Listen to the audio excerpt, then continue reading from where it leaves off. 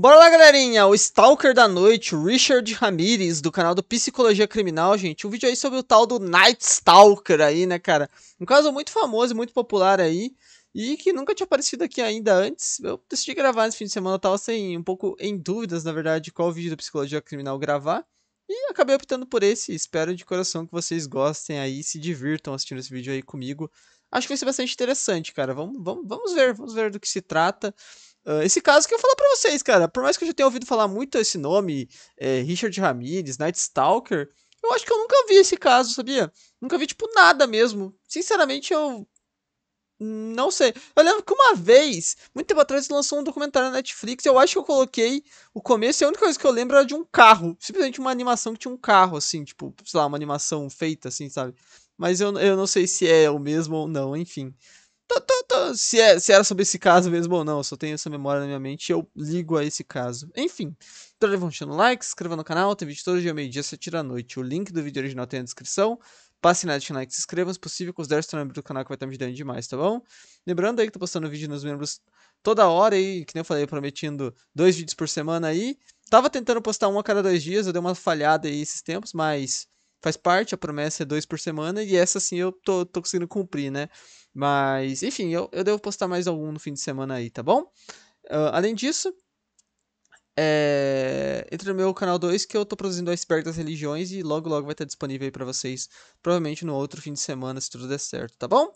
Enfim, gente, vamos embora pra esse vídeo aí que eu tô bastante animado, acho que vai ser bem legal, tá bom? Bora! Why on earth would you have hurt those people? Why did you kill those people? No comments. No comments. I cannot answer that at this time. I didn't particularly. Aparentemente ele gostou bastante do que fez pelo sorriso. A serial killer comes about by circumstances and like a recipe, poverty, drugs, child abuse. These things, you know, contribute to a person. To a person's frustration and anger. Ele foi, quando ele foi sincero, que ele falou, é o pacotão que vem, né? O pacotão é esse mesmo. O pacote é sempre esse. Quer dizer, nem sempre, né? Mas na maioria das vezes. Aproximadamente 94% da população já passou pelo sentimento de estar sendo observado. O primeiro estudo nesse sentido... Eu tô meio na defensiva, assim, acabei de gravar um vídeo de terror, tô indo um pouco com medo. Data de 1896.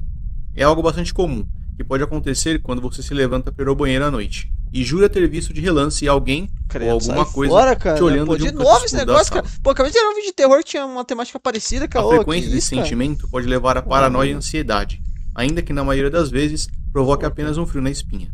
Enquanto nossa emoção puxa para algo sobrenatural que estaria escondido em nossa casa, é a razão quem nos faz trancar as portas.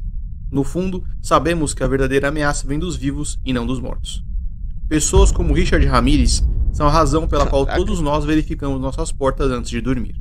Alguns de nós mais de uma vez. O cara é satanista, com mais de 15 vidas removidas de maneira bárbara, talvez depois de hoje fosse melhor também verificar as janelas. Falar pra vocês que é 3h30, cara. Pega um café, pô, tá de brincadeira, deixa o like e se cara. inscreve no canal. Esse é o caso de Richard Ramirez, o Stalker da noite. Bora. Who are you?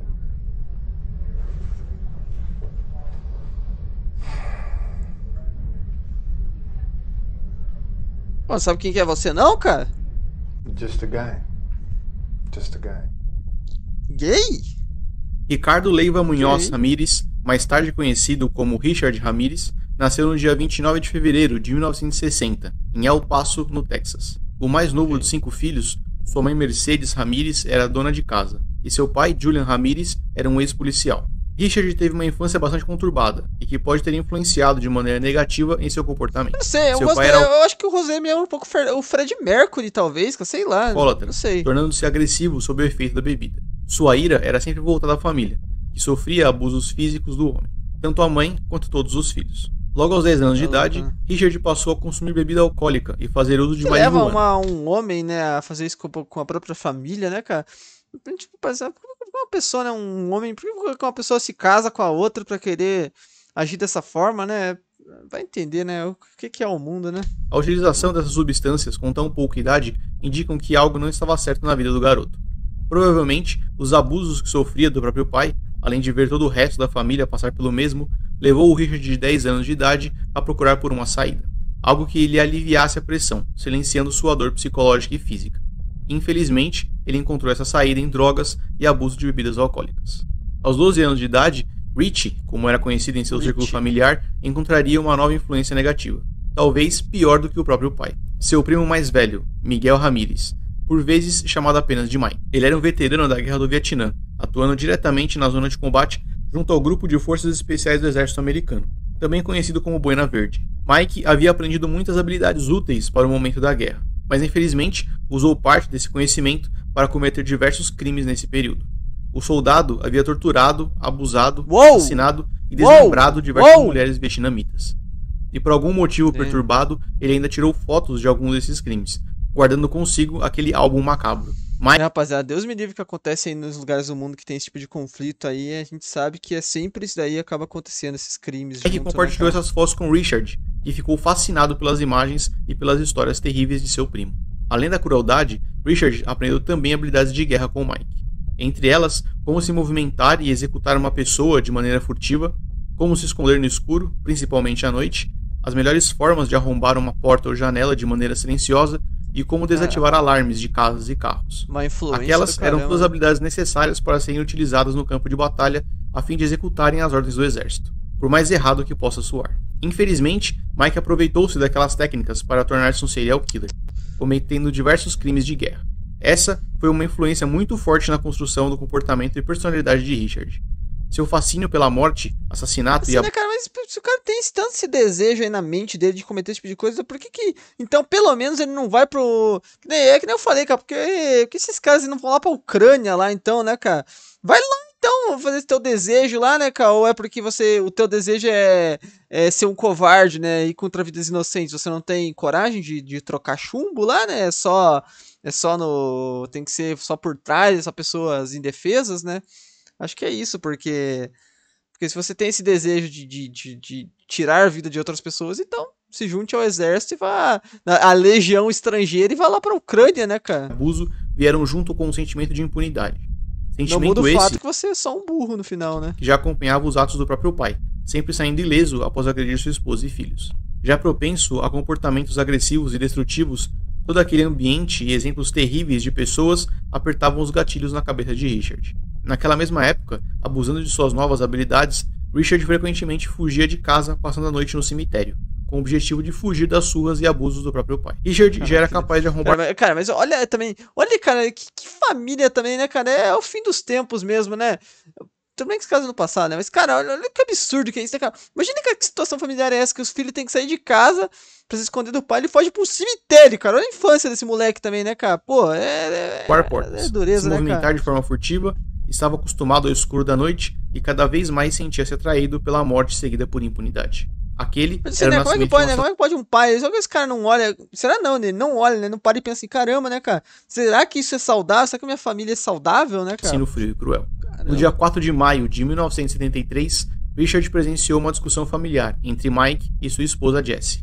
No ápice da briga, Mike puxou um revólver e disparou no rosto de Jessie, que não foi capaz de sobreviver ao ferimento. Essa cena, extremamente forte e chocante, seria o suficiente para traumatizar qualquer indivíduo, exceto Richard. Ele descreveu aquele momento como fascinante. Mike foi julgado inocente por razão de insanidade, com base em transtorno de estresse pós-traumático provocado pela guerra.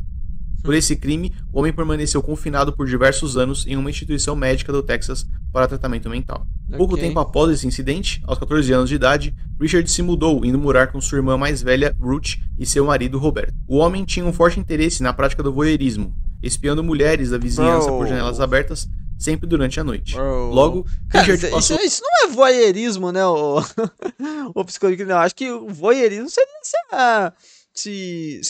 seria o ato consensual, né? Isso aqui é só assédio mesmo, né, cara? Se juntar a Roberto em suas aventuras noturnas. Em 1977, Mike foi liberado do Instituto Mental, juntando-se a Richard e Roberto.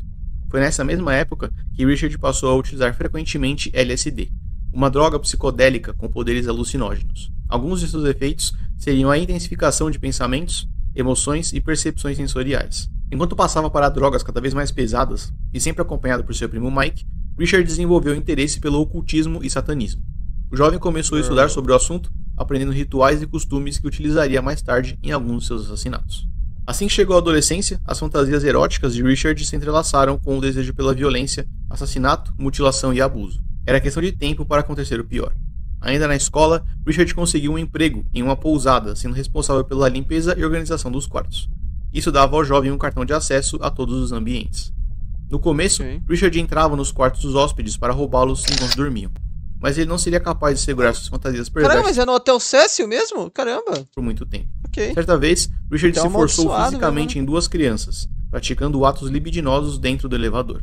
Entretanto, ele nunca foi reportado ou punido por esse ato. Durante uma de suas entradas sorrateiras para furtar um dos hóspedes, Richard não foi capaz de se controlar. Bem ali, à sua frente, uma mulher dormia tranquilamente, sozinha. Richard saltou sobre a cama para realizar seus desejos mais perversos. Durante o ato, o marido da moça chegou ao quarto e, deparando-se com aquela cena, espancou Richard, que quase ficou inconsciente naquela ocasião. O casal deixou a pousada e, como moravam em outro estado, se recusaram a voltar para depor contra Richard pelo abuso, conseguindo sempre sair impune assim, por seus crimes. Doideira ter sobrevivido a isso daqui, né, cara? Eu acho que, se ele tivesse botado a mão na consciência, né, cara, desse momento...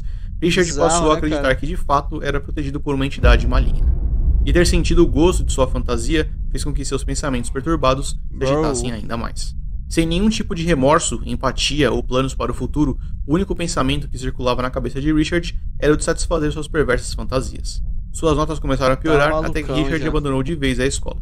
Aos 22 anos de idade, Richard mudou-se para a Califórnia. E foi lá que ele descobriu os efeitos de outra droga extremamente poderosa, a cocaína, rapidamente tornando-se a substância de sua escolha. Para sustentar o vício, Richard utilizava as únicas habilidades que havia aprendido de verdade: furto e roubo de carros e itens valiosos após a invasão domiciliar. Vivendo quase como um nômade, Richard trafegava entre São Francisco... Que loucura, né, cara? O cara virou realmente uma criatura aí, né? Por isso que os caras chamam de Night Stalker mesmo, porque o cara realmente vagava aí, né, cara? Não é um caso realmente... É bizarro como esse cara demorou pra ser capturado, né? Eu suponho, né? Os caras estavam sempre na rua, né? Cercado por más companhias, crescendo em um ambiente terrível, protegido por uma entidade que não permitia que ele pagasse por seus crimes e agora dependente químico, Richard estava pronto para se entregar às terríveis e perversas fantasias que agora gritavam em sua cabeça. No dia 10 de abril de 1984, Richard faria sua primeira vítima fatal. Andando pela rua, provavelmente à procura de algum carro ou casa que pudesse roubar, Richard encontrou Mei Young, de 9 anos de idade. Uou! A menina estava acompanhada por seu irmão de 8 anos. A dupla procurava pela nota de procura de algum carro ou casa que faria sua primeira vítima fatal. Andando pela rua, provavelmente à procura de algum carro ou casa que pudesse roubar, Richard encontrou Mei Young, de 9 anos de idade. A menina estava acompanhada por seu irmão de 8 anos. A dupla procurava pela nota de $1 que haviam perdido. Infelizmente, aquela pequena e inocente menininha havia encontrado o homem errado.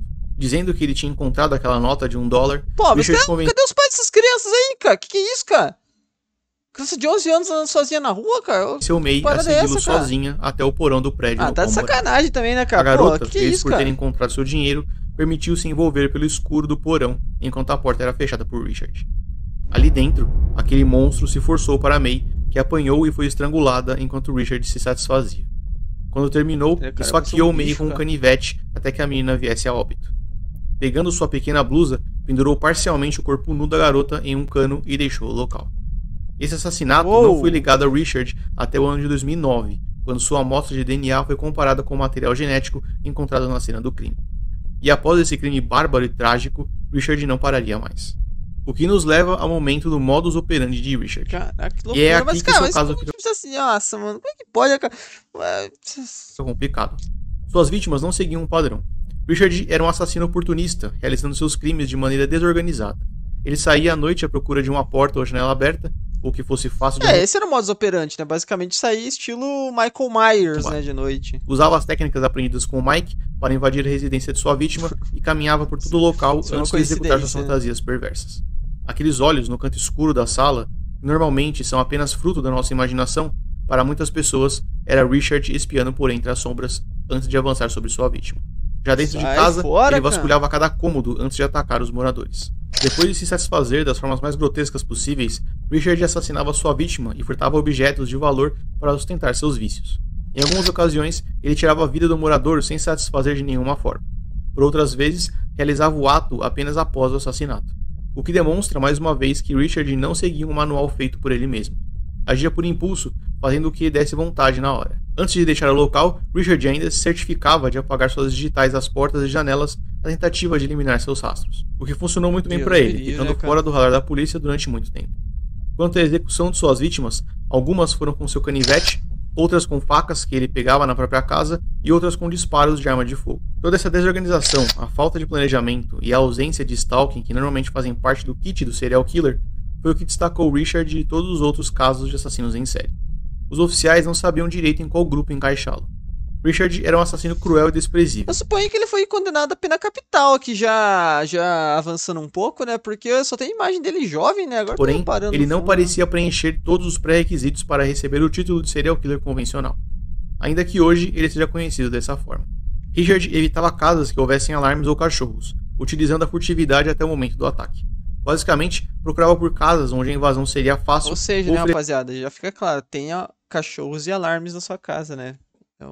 É uma dica, né, aí. Sempre bom olhar esses casos que você para e pensa na sua própria segurança, né, mano? Esse pouca resistência. Os jornais de todas as emissoras já noticiavam que um assassino estava à solta, aterrorizando diversas famílias. Olha essa imagem aqui, parece análogo horror, né, cara? Toda essa imagem que parece um grande análogo horror, né? Durante a noite. Isso fez com que o mercado de defesa pessoal disparasse com a venda de diversas armas de fogo. Com medo daquela sombra misteriosa e assassina, os moradores se armavam na esperança de conseguirem se defender caso fossem os próximos. E no dia 27 de março de 1985, isso quase funcionou. Às 2 horas da manhã, Richard invadiu uma residência para continuar sua sequência de crimes terríveis. Ele encontrou Vincent Charles Zazarra, um senhor de 64 anos de idade. O idoso dormia enquanto recebeu um disparo na cabeça de uma pistola calibre .22. Maxine, de 44 anos, a esposa do senhor, acordou assustada com o disparo. Richard agrediu a mulher e amarrou suas mãos, perguntando o que havia de valor dentro da casa. Enquanto revirava o quarto, a mulher foi capaz de se soltar e alcançou a shotgun que o marido guardava embaixo da cama. O que Maxine não sabia era que a arma não estava municiada. A mulher desesperada puxou o gatilho, mas nada aconteceu. Richard ficou furioso e disparou 3 vezes contra Maxine. A seguir, foi até a cozinha para pegar uma faca. Né, cara? Não sei, cara. De novo aí. A gente não acredita nessas paradas, mas aqui tem cara de coisa errada aí, de coisa ruim mesmo, né, cara? O cara tava com coisa ruim no corpo, cara. Ele mutilou o corpo da mulher com a lâmina, desenhando uma cruz invertida em seu peito. Ainda alimentado pelo ódio, pisoteou a mulher até a morte em sua própria cama. Depois, arrancou seus olhos, guardando-os em uma caixa de joias. Richard ainda tentou se satisfazer com o corpo da mulher, mas foi incapaz. Doideiro, o cara fez um pacto com coisa ruim e era poser ainda na própria parada que ele fez, cara. O cara meteu uma cruz de São Pedro. E da adrenalina por quase ter sido baleado. Richard pegou a caixa de joias que guardava os olhos de Maxine e levou para sua casa, guardando como se fosse um troféu. Essa prática de desenhar símbolos satânicos em suas vítimas, bem como nas paredes de seus quartos, tornou-se cada vez mais comum em seus crimes. Talvez o aspecto... Pelo menos facilita pra polícia pra fazer as ligações entre os casos, que mais né? o colocaria próximo de um serial killer convencional. Richard ainda limpou suas digitais antes de deixar a casa, mas cometeu seu primeiro deslize. A polícia foi capaz de identificar uma pegada deixada pelo assassino no rosto de sua vítima. Mas assim, dá pra identificar alguma coisa, hein? Mas esse cara vivia como um mendigo, né, praticamente. Então, como é que você vai usar isso daí? Ele pode trocar de bota todo dia, né, cara? Sei lá, você vai saber no máximo o tamanho do pé do cara, né? Mas mesmo assim, pô, ele pode ser que ele tá usando um tênis gigante lá, né? Mas, gente, chegaram até aqui, por favor, deixa eu lá. Nossa, que isso aqui... Caraca, virou um escocês do nada, cara. Por favor, deixa um like aí, se inscreva no canal e torne-se membro também aí pra dar aquela força. Além disso, se inscreva no meu canal 2 e entre na nossa comunidade do Discord, tá bom? Fruto da agressão descontrolada de Richard. Aquela foi a primeira evidência encontrada em uma de suas cenas de crime. Os cartuchos de sua arma foram examinados pela polícia e eram os mesmos encontrados em outro assassinato. Foi nesse momento que os investigadores tiveram a certeza de que procuravam pelo mesmo homem. Havia um serial killer à solta. Com quase um assassinato por noite, aquela comunidade estava aterrorizada. Trancas adicionais foram instaladas nas portas e as famílias verificavam cada canto da casa antes de irem dormir. O medo de que alguém os estivesse observando no escuro sequestrava o sono de cada morador daquela cidade. O Stalker da noite, como ficou conhecido, até então era uma sombra, sem rosto, silencioso e letal. De 10 de abril de 1984 a 24 de agosto de 1985, Richard Ramirez assassinou mais de 13 pessoas, aterrorizadas em suas casas. Eita. O local, que deveria ser sinônimo de segurança e tranquilidade, agora abrigava moradores assustados e paranoicos. Richard sentia-se imortal, protegido pela entidade maligna na qual acreditava. E toda essa crença em um manto invisível que o protegia seria também responsável por baixar sua guarda ao que diz respeito de eliminar rastros. Em uma de suas noites perversas, Richard invadiu a casa de Bill Carnes, de 30 anos, e sua noiva Inez Erickson, de 29. Entrando na residência pela porta dos fundos, Richard conseguiu chegar ao quarto do casal que dormia em sua cama. Com um revólver, Richard alvejou Bill 3 vezes na cabeça antes de voltar sua atenção para Inez. Ele disse à moça que era ele o Stalker da noite e fez com que ela jurasse amor a Satanás, enquanto amarrava seus braços e batia em seu rosto. Depois de roubar o que podia, Richard arrastou a moça para outro quarto para então se satisfazer da maneira mais perversa e repulsiva. O homem então pediu por mais joias e dinheiro, fazendo com que Inez jurasse por Satanás que não havia mais nada de valor na casa. Antes de sair, Richard disse: "Diga a eles que o Stalker da noite esteve aqui." A mulher conseguiu se soltar e chegar ao vizinho pedindo por ajuda. Os cirurgiões conseguiram remover 2 das 3 munições alojadas na cabeça de Bill e o homem conseguiu sobreviver. Uou! Cara, isso aqui não é um milagre. Se isso aqui não é milagre, cara, você aí, cara, você já perdeu completamente sua alma, rapaziada. Cara, pô, isso aqui é um milagre, cara. Caraca, A prepotência e arrogância de Richard era tanta que ele havia deixado uma testemunha olha só, cara. Os velhos ainda estão aí até hoje, propositalmente cara. para contar sobre seus atos. Sentindo-se invencível, ele agora desafiava os policiais ao mesmo tempo que procurava por reconhecimento. Em uma de suas invasões, Richard havia roubado um carro que foi encontrado abandonado mais tarde pela polícia. Dentro do carro, no retrovisor, a equipe forense conseguiu coletar uma única digital. Para os equipamentos da época, aquilo foi considerado um milagre, visto que Richard sempre conseguia apagar seus rastros. Com uma longa ficha criminal e prisões por porte de entorpecentes, os investigadores conseguiram comparar a digital recolhida de Richard com a mesma encontrada no carro. Somado ao retrato falado dado por Inez, cara, a polícia esse retrato falado é sacanagem.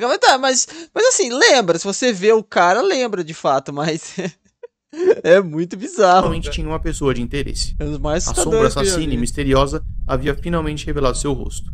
E junto com sua foto, os investigadores mandaram um recado a Richard pelos jornais. Agora, nós sabemos quem você é. E em breve, todos saberão. Não haverá mais lugar para se esconder. A caça pelo Stalker da noite havia começado. No dia 31 de agosto... Caraca, que barra que a polícia escreveu aí. Bars mesmo, hein? Richard entrava em uma loja de conveniência em Los Angeles, sem saber que seu rosto já estava estampado em todos os jornais e programas de TV. Dentro da loja, um grupo de senhoras identificou Richard e começou a chamá-lo de El Matador. Richard apenas entendeu quando viu seu rosto na capa do jornal. Em pânico, ele correu para fora da loja e tentou roubar um carro parado ali perto, mas foi impedido por um morador.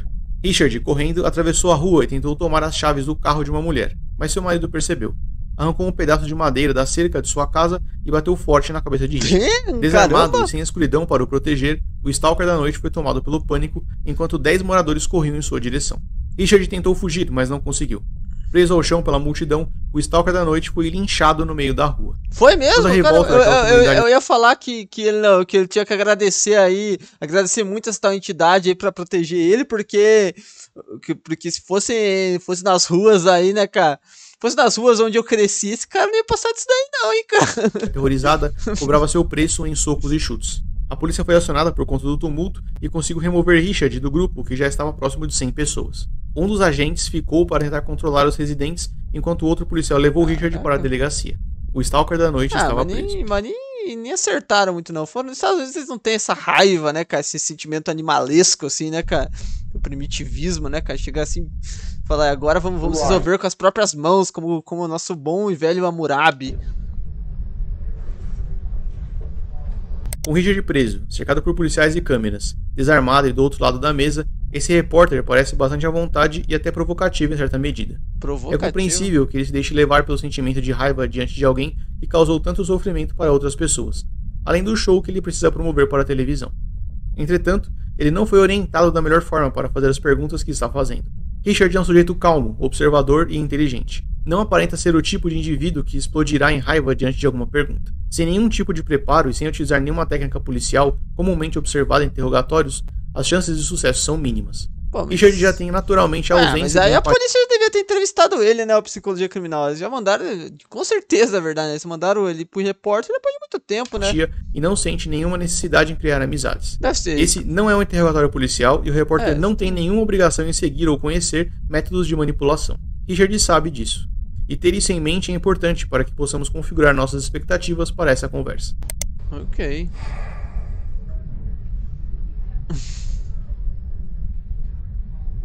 Isso, tá querendo beijar? Ah, just a tá. guy. Did you kill 13 people? It would be improper for me to comment on my LA convictions and on my pending case here in San Francisco Why? because of my appeals. Are you appealing these because you say you're innocent? You didn't kill 13 people? That is correct. You didn't kill 13 people. Caramba! Again, it would be improper for me to comment in any regard to that question. You have now entered a very rare group of people in this country. You're in the ranks of Charlie Manson, Ted Bundy. You claim you didn't commit these murders. Quando comparado a Pô, assassinos vai aumentando, tá? Pô, esses repórteres aí, são muito, sei lá, né, cara? Toda vez que eu vejo os caras o jornalista mesmo, toda vez que eu vejo um jornalista entrevistando um serial killer, cara, me desculpa aí, cara. Parece que o cara tá querendo fazer um globe ali no cara, né, cara? Pô, você não entrou nesse patamar, você não sei o que, você não sei o que, você não sei o que. Pô, tá de sacanagem, né, cara? Pô, como que isso, Ted cara? Bundy, Richard sorri. Ele parece de alguma forma feliz em fazer parte daquele grupo seleto e terrível de pessoas. Se comporta como se fossem seres superiores. Podemos observar até um ar de arrogância, como se todo o resto do mundo fosse incapaz de entender o que ele estava pensando. But you're right in there now as far as everybody else is concerned. Serial killers do on a small scale what governments do on a large one. They are a product of the times, and these are bloodthirsty times. Even psychopaths have emotions if you dig deep enough. But then Até again, se maybe animou they agora. don't. Do you have emotions, Richard? No comment. Tell me what kind of emotions you got going through you right now. I'll tell you what, I gave up on love and happiness a long time ago. Why? I don't care to explain that. Do you admit to being evil, Richard? We are all evil in some form or another. Are we not? I'm asking you the questions, my friend. Yes, I am evil. Not 100%, but I am evil. Ninguém é 100% mal nem 100% bom, né? Isso é impossível, apenas nosso Senhor Jesus Cristo, né? Richard é um indivíduo extremamente bem articulado, inteligente e bastante observador. Ele parece ter pleno controle de suas faculdades mentais e sabe exatamente onde está pisando. Olhando de fora, ninguém diria que aquele homem é um assassino brutal e dependente químico. Pô, tá de brincadeira com essa cara aí, com essa encarada que ele dá aí, eu não chegava nem perto desse maluco aí, tá doido a psicologia criminal? Por esse o cara motivo, tem a cara de sujeitos criatura, como ele são cara. difíceis de serem Parece um identificados lobisomem, como criminosos. Richard não demonstra nenhum tipo de remorso ou empatia, permanecendo completamente alheio ao fato de ter removido tantas vidas de maneira tão terrível. Toda essa frieza é um claro sinal de transtorno de personalidade antissocial no nível mais severo da condição. Até hoje, Richard é descrito como o símbolo da psicopatia, justamente por esse motivo. Ele é mau, sabe disso e permanece indiferente. Sua bússola moral existe, ainda que ele não seja capaz de reagir ao resultado da mesma. Já preso, a atenção de Richard foi disputada por inúmeras mulheres, incluindo uma das juradas, que declaravam-se apaixonadas pelo assassino. Um fenômeno que também aconteceu com outros serial killers, como Ted Bundy, que recebeu diversas cartas de amor já no corredor da morte. Cara, devia mandar junto, sabia? Eu via pra você, cara. Devia mandar e falar assim, ó, esse cara vai ficar numa solitária só você e ele, então, cara. Devia ter essa lei aí, ou se o nosso presidente Luiz Inácio Lula da Silva, ou algum membro aí da alta cúpula do governo, líder do Congresso, sei lá, que estiver vendo esse vídeo aí, ó, por favor, façam uma lei aí. Mulheres que se apaixonam por criminosos devem ficar presos juntos. Ponto. Não, criminoso em geral não, né? Porque vai crimes pequenos não, né? Aí eu tô exagerando, mas mulheres que se apaixonam por serial killers, por serial killers aí, né, cara? Pra não ser tanto, aí, senão também vai acabar com... Eu entendo que tem esse problema, né, cara? Porque senão o sistema carcerário, vocês entendem, né? Vai ficar superlotação, né? Mas mulheres que se apaixonam por serial killers, então coloque ela pra ficar lá junto com o cara, então, né, mano? Por que não, né? Cumprir a pena junto com o cara. A mídia também queria sua atenção e conseguiu levá-lo a alguns programas de TV. Todos queriam ver ou conversar com um terrível serial killer de verdade. Era como uma atração turística ou um personagem de um circo. E vestido com uma... É doido também, né, cara? O cara, além de ficar preso, se alimentando, fazendo tudo as nossas coisas, o cara ainda recebe uma mulher, né, cara? Pô, tá de brincadeira também, né? Não, esquece tudo que eu falei aí, cara. Esquece tudo que eu falei. Ela queria em seus julgamentos. Um show. Eu sei o que é melhor, então manda esses caras pra um campo de reeducação, cara. Se é na China, vocês vão ver assim.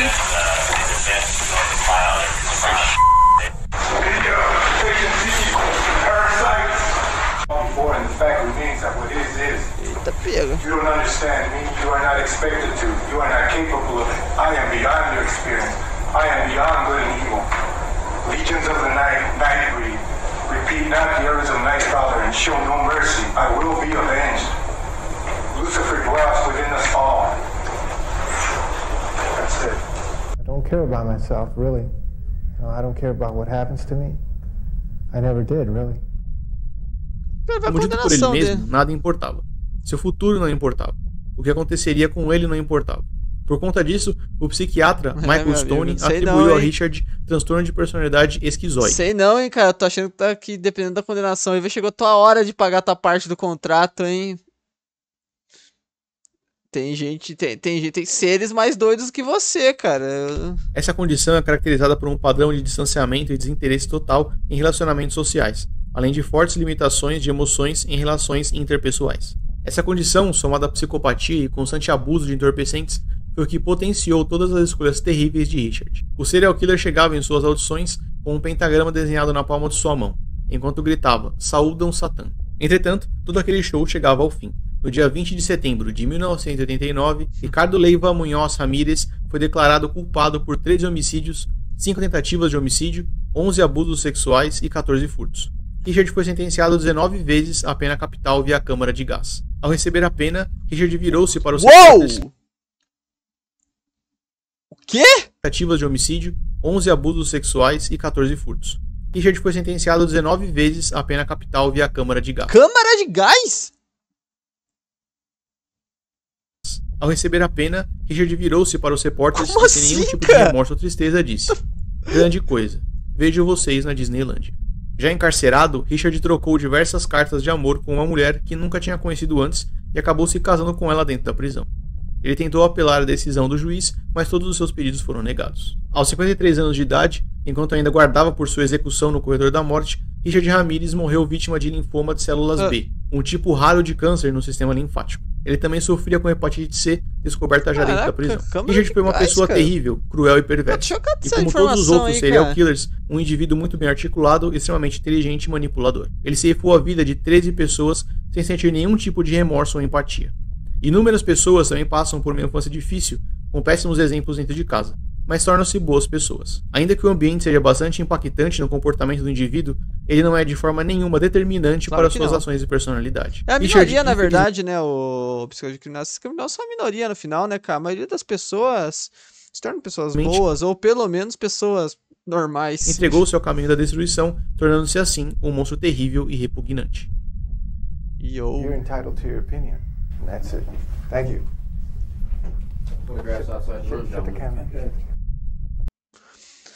Ok, mais um caso aí de psicologia criminal trouxe pra vocês aí, gente. Espero que vocês tenham gostado. Bizarro, hein, cara? Bizarrão o cara aí, assustador. Mas como eu falei pra vocês, gente, olha, ele fez um contrato aí com um ser aí que não é conhecido em pegar leve aí, né, cara? Eu tenho certeza aí que hoje em dia ele deve estar aí... bom, deve estar aí, né... Vendo que tem sempre uma pessoa... É o clássico caso, sempre tem um mais doido que você, né, cara? E eu tenho certeza que esse ser aí sabe exatamente o que fazer pra te tirar do conforto de fazer mal, né? Enfim, gente, deixa as opiniões nos comentários aí, tá bom? Sério, deixa um like, se inscreva no canal, tem vídeo todo dia, meio-dia, 7 da noite. Tamo junto. É nóis.